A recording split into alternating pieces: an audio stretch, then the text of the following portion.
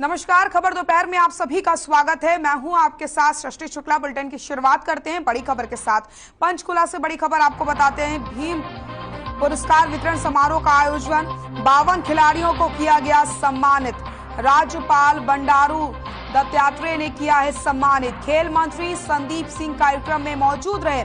CM के सलाहकार और खेल विभाग के डायरेक्टर भी इस कार्यक्रम में मौजूद रहे। पंचकुला से बड़ी खबर आपको हम बता रहे हैं, जहां पर 52 खिलाड़ियों को सम्मानित किया गया है। भीम पुरस्कार वितरण समारोह, 52 खिलाड़ियों को किया गया सम्मानित।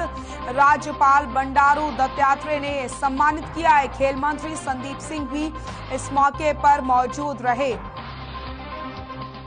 52 खिलाड़ियों को सम्मानित किया गया। ये तस्वीरें आपको हम दिखा रहे हैं, जहां पर राज्यपाल बंडारू दत्तात्रेय भी इस मौके पर मौजूद रहे। 52 खिलाड़ियों को यहां पर सम्मानित किया गया है। तस्वीरें आपकी टीवी स्क्रीन पर भीम पुरस्कार वितरण समारोह की ये तस्वीरें आपको हम दिखा रहे हैं, जहां पर पंचकुला में भीम पुरस्कार वितरण समारोह का आयोजन किया जाता है। इसी के साथ राज्यपाल बंडारू दत्तात्रेय ने 52 खिलाड़ियों को सम्मानित किया है।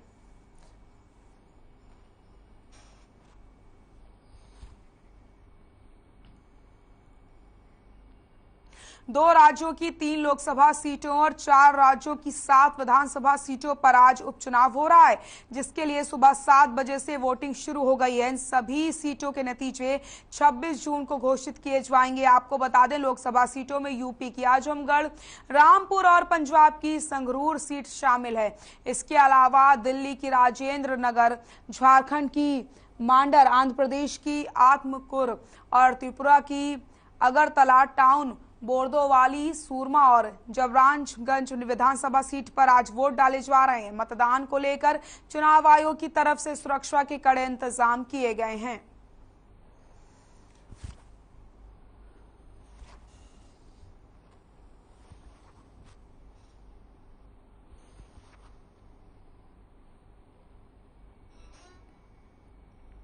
पंजाब की संगरूर लोकसभा सीट पर आज उपचुनाव होना है और सुबह 7 बजे से वोटिंग जारी है।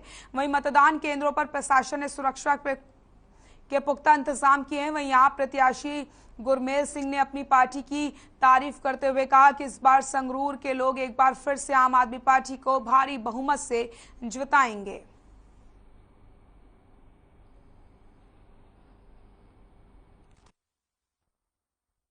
तो सारे ਜਿਹੜੇ ਕੈਂਡੀਡੇਟਸ ਨੇ ਉਹਨਾਂ ਨੂੰ ਮੇਰੇ ਵੱਲੋਂ ਸ਼ੁਭ ਸ਼ਾਮਾਂ, ਚਾਹੇ ਉਹ ਆਜ਼ਾਦ ਨੇ ਚਾਹੇ ਉਹ ਪਾਰਟੀ ਦੇ ਨੇ। ਸੋ ਮੈਨੂੰ ਲੱਗਦਾ ਕਿ ਜਿੱਥੇ ਸਾਡੇ ਅੱਜ ਮੈਂ ਧੂਰੀ ਮੇਰਾ ਆਪਣਾ ਸ਼ਹਿਰ ਆ ਜੀ, ਜਿੱਥੇ ਮੈਂ ਜੰਮਿਆ, ਮਰਨਾ ਵੀ ਇੱਥੇ ਆ। ਸੋ ਮੈਨੂੰ ਪੂਰਨ ਵਿਸ਼ਵਾਸ ਆ ਕਿ ਧੂਰੀ ਵਾਲੇ ਐਤਕੀ ਜਿਵੇਂ ਪਹਿਲਾਂ ਮੁੱਖ ਮੰਤਰੀ ਨੂੰ ਚੁਣਿਆ ਸੀ, ਤਾਂ ਮੈਂਬਰ ਪਾਰਲੀਮੈਂਟ ਨੂੰ ਚੁਣਨਗੇ, ਤਾਂ ਕਿ ਵਿਰੋਧੀ ਧਿਰ ਦਾ ਇੱਕ ਜਿਹੜੀ ਆਵਾਜ਼ ਆ ਉਹ ਬੁਲੰਦ ਕਰ ਸਕੀਏ।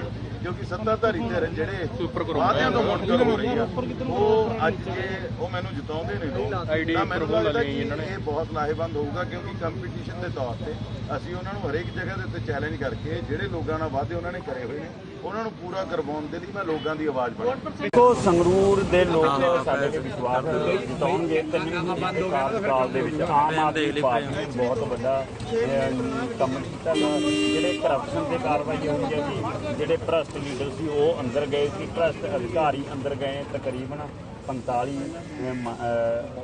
ਅਧਿਕਾਰੀ ਅਤੇ ਮੰਤਰੀ ਅੰਦਰ ਗਏ ਨੇ। ਤੇ ਇਹ ਕਾਰਵਾਈਆਂ ਅੱਗੇ ਵੀ ਚੱਲਦੀਆਂ ਰਹਿਣਗੀਆਂ। ਜੋ ਖਜ਼ਾਨਾ ਸੀਗਾ, ਖਜ਼ਾਨੇ ਦੀ ਲੁੱਟ ਸੀ, ਉਹ ਬੰਦ ਹੋਈ ਹੈਗੀ। ਤੇ ਇਹਨਾਂ ਕੰਮਾਂ ਨੂੰ ਦੇਖਦੇ ਹੋਏ, ਲੋਕ ਪੱਖੀ ਕੰਮਾਂ ਨੂੰ ਦੇਖਦੇ ਹੋਏ ਲੋਕ ਸਾਡਾ।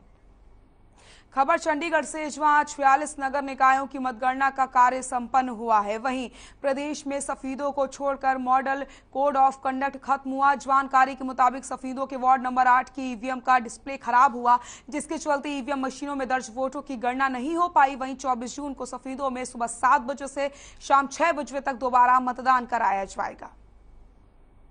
नगर निकायों की मतगणना का संपन्न हो गया और राज्य के अंदर जो राज्य निर्वाचन आयोग ने मॉडल कोड ऑफ कंडक्ट लागू किया था, वह सफेदों को छोड़ करके हरियाणा में, क्योंकि सफेदों में वार्ड नंबर 8 पर 24 जून को पुनर्मतदान। खबर चंडीगढ़ से है, जहां पंजाब के राज्यपाल बनवारी लाल पुरोहित ने रॉक गार्डन में शतरंज ओलंपियाड 44वें सत्र की मशाल रिले ग्रेड मास्टर दीप सेन को प्राप्त किया। आपको बता दें, वहीं राज्यपाल ने मशाल रील की नई परंपरा की पहल के लिए पीएम मोदी का आभार जताया। इस मौके पर प्रशासनिक लोग मौजूद रहे। दरअसल पीएम मोदी ने 19 जून 2022 को नई दिल्ली के इंदिरा गांधी स्टेडियम में शतरंज ओलंपियाड की मशाल रिले का शुभारंभ किया था। इस पर मशाल को चेन्नई के पास महाबलीपुरम में पहुंचने से पहले 40 दिनों के समय में 75 शहरों में ले जाया जाएगा।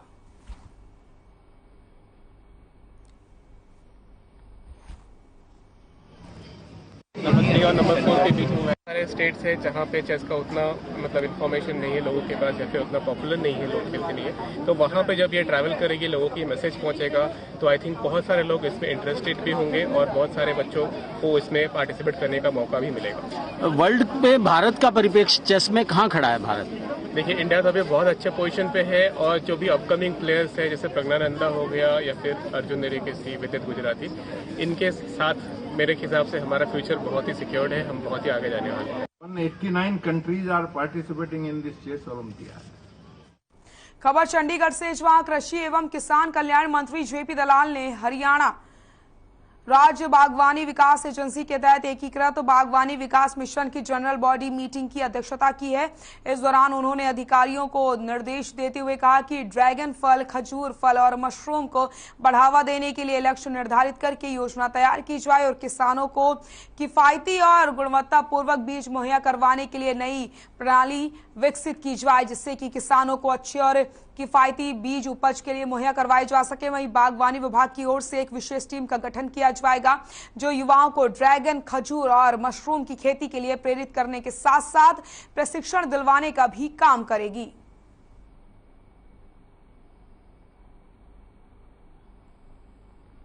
तो बागवानी विकास मिशन की मीटिंग की गई है। कृषि मंत्री जेपी दलाल ने मीटिंग की अध्यक्षता करी। अधिकारियों को दिशा निर्देश दिए गए हैं।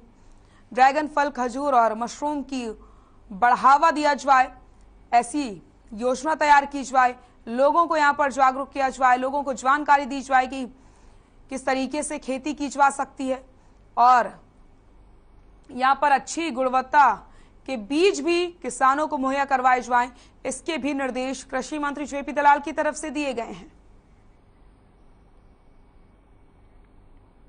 अंबाला में प्रशासन ने एक पहल अभियान की शुरुआत की, जिसके तहत निराश्रित, बेसहारा और समाज की मुख्य धारा से दूर हो चुके बच्चों के दस्तावेज बना करके सरकारी सुविधाओं का फायदा दिया जाएगा। वहीं जिले के पंचायत भवन में 3 दिवसीय कैंप में 13 सरकारी विभाग अपनी सेवाएं देंगे। एसडीएम हितेश कुमार ने बताया कि स्ट्रीट चाइल्ड बच्चों के कैंप लगाकर उनके जरूरी दस्तावेज बनाए जा रहे हैं, जिससे उनका दाखिला आंगनवाड़ी और स्कूल में करवाया जा सके। इसके अलावा दिव्यांगजनों की यूडीआईडी कार्ड भी बनाए जाएंगे। दरअसल प्रशासन ने 31 अगस्त तक सभी ऐसे बच्चों तक पहुंचने का लक्ष्य भी रखा है।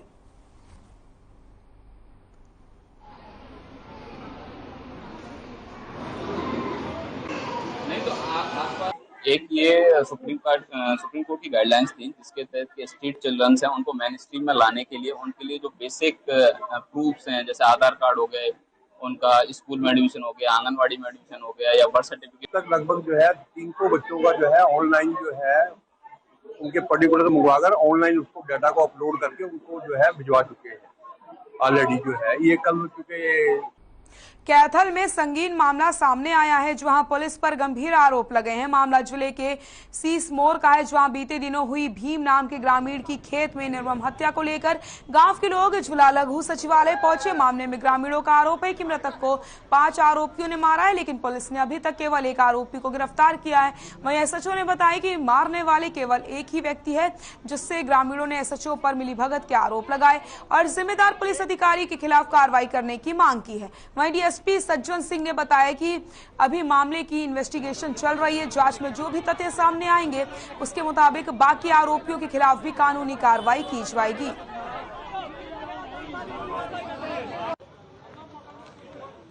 गांव के खेतों में एक मर्डर हुआ था, जिसमें हमने स्पॉट विजिट करी थी, एफएसएल टीम ने भी करी थी, एविडेंस जुटाई थी, इन्वेस्टिगेशन कंडक्ट की थी। तो ड्यूरिंग इन्वेस्टिगेशन ये सामने आया था कि इसमें हमारे 2 बंदे थे जो डिसीड है मृतक भीम और एक लड़का सुनील, जो खेत में काम कर रहे थे नाली पे, और छोटी सी बात के ऊपर उनका झगड़ा हुआ था। और नाली से जो अड़ंगा निकालते हैं वो डोले पर रखा जा रहा था। सुनील ने उसको मना किया कि ये मेरे खेत में मत डालो। इसी बात पर लेके उनका झगड़ा हुआ और उस झगड़े में थोड़ी गर्मागर्मी होगी और जो सुनील कस्सी से काम कर रहा था उसने कस्सी से 10-12 लगातार वार उस बुजुर्ग आदमी भीम पर वार किए, जिससे उसकी हॉस्पिटल में ड्यूरिंग ट्रीटमेंट के गांव पिंगौर के पेट्रोल पंप के कर्मचारियों ने एक युवक पर जानलेवा हमला कर दिया। वहीं घटना के 1 महीने बीत जाने के बाद भी मुख्य आरोपी की गिरफ्तारी अभी तक नहीं हुई है।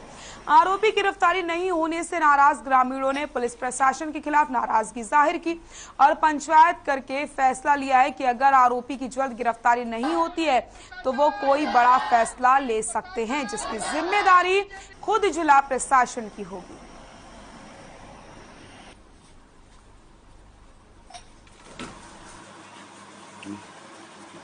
एक पेट्रोल पंप पे 13 मई को एक वारदात हुई थी। सुबह के समय पे जो लड़का जो अभी पीड़ित है उसको सुबह अपनी ड्यूटी के लिए जा रहा था, तो कुछ कहासुनी उनके बीच हुई। तो वहाँ पे क्या है कि पेट्रोल पंप जितने भी कर्मी हैं उन्होंने सामूहिक तौर पे मिलके उसके साथ काफ़ी दर्दनाक उसके साथ कोई सर पे चोट लगी है, जिसकी वजह से वो इंजरी हो गई उसके बॉडी में। पेट्रोल पंप पे पिंगौर गांव का था जो इंजर्ड पर्सन है, उसके स्टेटमेंट पे मुकदमा दर्ज हुआ था। इसमें 307 IPC लगी हुई है। इसमें 3 अक्यूज हैं, 13/5 को एफआईआर हुई थी और 2 अक्यूज हैं, उनको अरेस्ट कर दिया। जो एक पेंडिंग अरेस्ट है उसको जल्दी अरेस्ट कर। ड्यूटी जा रहा जी, सुबह पेट्रोल पंप पर गया जी, तेल चलवाया। उनसे ये कही भैया मोबाइल नंबर ने देख लेंगे, उनने की हम बेईमान तो रही हैं, यही पे वारदात कर दीजिए। एक योगेश है जी गुज्जर, वहाँ ने मेरे भैया को सिर फाड़ के डैमेज कर दिया। तो शाम में सीएम फ्लाइंग की टीम और वन विभाग की टीम ने अवैध तरीके से लकड़ी काट कर लाए गए करीब 1.5 दर्जन वाहनों को जब्त किया और जब्त किए गए वाहनों पर भारी जुर्माना लगाया। आपको बता दें 16 वाहनों को जब्त कर लिया गया। हालांकि अवैध लकड़ी लाने वालों के खिलाफ पहले भी कार्रवाई की जा चुकी है और ऐसे लोगों पर भविष्य में भी कार्रवाई जारी रहेगी। उधर दूसरी तरफ लोगों का कहना है कि किसान अपने खेतों से सूखी लकड़ियां काट कर लेकर आते हैं और वाहन में भर कर लाने वालों के पास लाइसेंस भी है, लेकिन सीएम फ्लाइंग और वन विभाग में ने जो जुर्माना लगाया है वो बहुत ज्यादा है। वन विभाग को उचित कार्रवाई करनी चाहिए ताकि किसी के साथ अन्याय ना हो। तो अवैध तरीके से लकड़ी काटने पर यहां कार्रवाई की गई है। सीएम फ्लाइंग की टीम और वन विभाग की टीम ने ये कार्रवाई की है। 16 वाहनों को जब्त किया गया। ये तस्वीरें भी आप देख सकते हैं किस तरीके से वाहनों में लकड़ी भरी हुई है और यहाँ पर भारी जुर्माना यहाँ पर लिया गया है। लेकिन लोगों का कहना है कि बहुत अधिक जुर्माना यहाँ पर प्रशासन की तरफ से लगाया गया है, जिसकी वजह से यहाँ पर उचित कार्रवाई करनी चाहिए ताकि किसी भी व्यक्ति के साथ न्याय ही हो, अन्याय ना हो। तो अवैध तरीके से लकड़ी काटने पर यह कार्रवाई करी गई है। तस्वीरें भी आपकी टीवी स्क्रीन पर आप देख सकते हैं किस तरीके से अवैध तरीके से लकड़ी का कारोबार किया जा रहा था, जिसके बाद सीएम फ्लाइंग की टीम और वन विभाग की टीम ने एक यहां पर बड़ी कार्रवाई अमल में लाई है।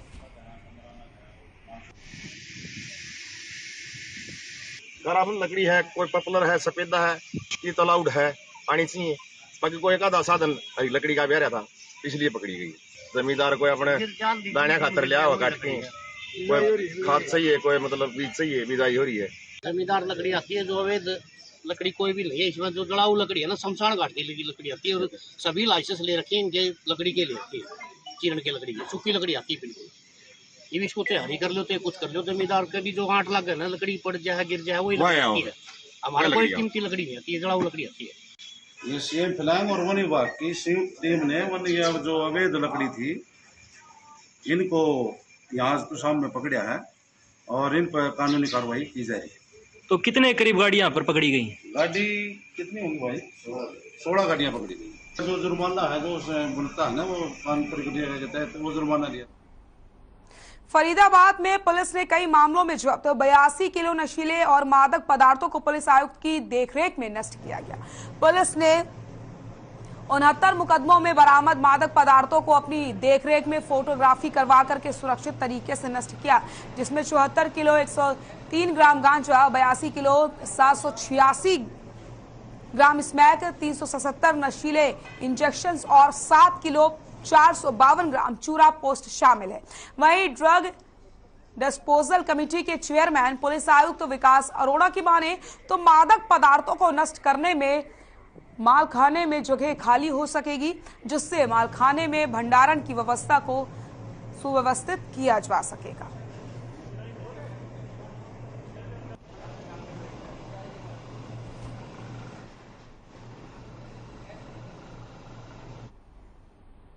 सोनीपत में फिर तेज रफ्तार का कहर देखने को मिला। सोनीपत से गुजरने वाले मेरठ झज्जर नेशनल हाईवे पर देर रात एक तेज रफ्तार कार पत्थरों की बैरिकेड से टकराई, जिसके बाद कार में अचानक आग लग गई। देखते ही देखते कार में सवार 6 छात्रों में से 3 एमबीबीएस के छात्रों की जलकर मौत हो गई। वहीं 3 लोग गंभीर रूप से घायल हैं। आपको बताते चले कि तीनों मृतक रोहतक पीजीआई एमबीबीएस के स्टूडेंट्स बताए जा रहे हैं। जानकारी के अनुसार सभी कार सवार युवक रोहतक से हरिद्वार निकले थे। हालांकि पुलिस ने तीनों के शवों को पोस्टमार्टम के लिए सिविल अस्पताल भिजवा दिया और सोनीपत पुलिस हादसे की जांच कर रही है। हादसे में तीनों मृतक युवकों की पहचान कर ली गई है। तीनों नारनौल, रेवाड़ी और गुरुग्राम के रहने वाले बताए जा रहे हैं। तो 3 की हालत गंभीर बनी हुई है। ये तस्वीरें आप देख सकते हैं जहां पर तेज रफ्तार का कहर देखने को मिला है। कार पत्थर के बैरिकेड से टकरा जाती है और देखते ही देखते 3 छात्रों की जलकर दर्दनाक मौत हो जाती है। 3 छात्रों की गंभीर हालत बताई जा रही है, जिनका इलाज जारी है। तो कार में जिंदा जले हैं एमबीबीएस के 3 छात्र। एक दर्दनाक हादसा यहां पर हुआ है। ये तस्वीरें भी आप देख सकते हैं किस तरीके से कार में अचानक से आग लग जाती है, बैरिकेड से कार टकराती है और कार में आग लग जाती है। यहाँ से जो कार सवार हैं वो जा रहे थे और गाड़ी जो है पत्थर में डिवाइडर में लग गए और आग लगी है, जिसमें 3 जो व्यक्ति हैं वो मौके पे ही गाड़ी के साथ ही जल गए हैं और 3 जो है वो घायल हैं। उनको रेफर पीजीआई रोहतक कर दिया गया था। जो मृतक हैं उनकी जो डेड बॉडी है वो निकाल के कार्रवाई हेतु सरकारी हॉस्पिटल है सोनीपत, उसमें।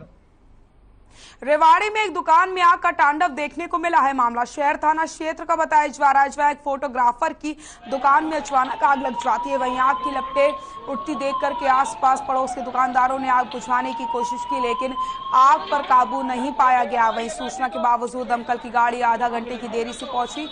तब तक दुकान जलकर राख हो चुकी थी। हालांकि दमकल विभाग का कार्यालय स्टूडियो से कुछ ही दूरी पर है। वहीं आग लगने की वजह शॉर्ट सर्किट बताई जा रही है।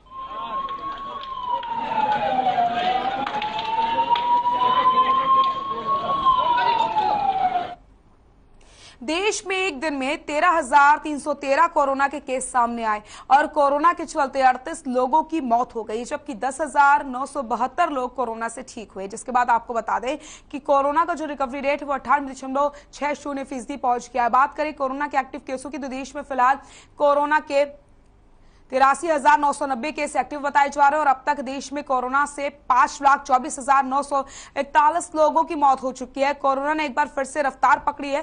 कोरोना की क्या कुछ स्थिति है देश में, उसके आंकड़े भी आपको हम दिखा रहे हैं। तो कोरोना का जो रिकवरी रेट है वो 98.60 पहुंच गया है।